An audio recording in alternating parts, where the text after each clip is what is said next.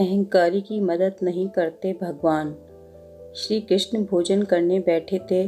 रुक्मिणी जी ने 56 भोग की थाली सजा दी थी और श्री कृष्ण को भोजन करा रही थी। रुक्मिणी जी ने कहा, आप बहुत व्यस्त रहते हैं, हमेशा अपने भक्तों के लिए दौड़ते रहते हैं। कभी किसी का कुछ काम आ जाता है तो आप दौड़ जाते हैं। आज बैठे हैं तो आराम से भोजन करें, हमने सारी व्यवस्थाएं कर दी हैं। श्री कृष्ण बोले, आप बिल्कुल ठीक कह रही हैं, आज मैं शांति से भोजन करूंगा। भगवान रोटी खाने के लिए हाथ मुंह के पास लाए ही थे कि उन्हें कुछ ध्यान आया।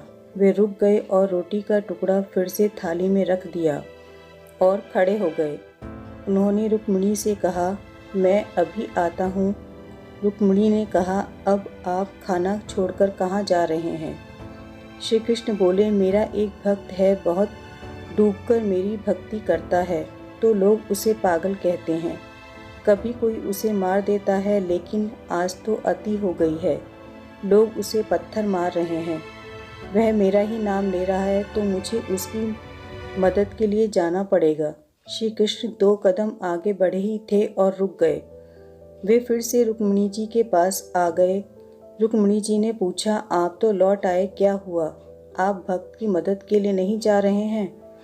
श्री कृष्ण बोले, बस अब वहाँ मेरी ज़रूरत नहीं है, क्योंकि मेरे भक्त ने भी पत्थर उठा लिया है।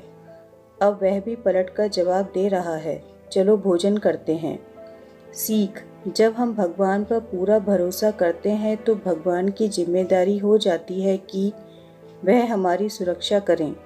लेकिन जब हम खुद को श्रेष्ठ मानकर अहंकार वश काम करने लगते हैं तो भगवान मदद नहीं करते हैं। इसका ये मतलब नहीं है कि हमें कर्म नहीं करना है। हमें कर्म करना है, लेकिन क्रोध और अहंकार ना करें। जो कुछ हमें मिला है उसे भगवान की कृपा माने, खुद पर घमंड ना करें।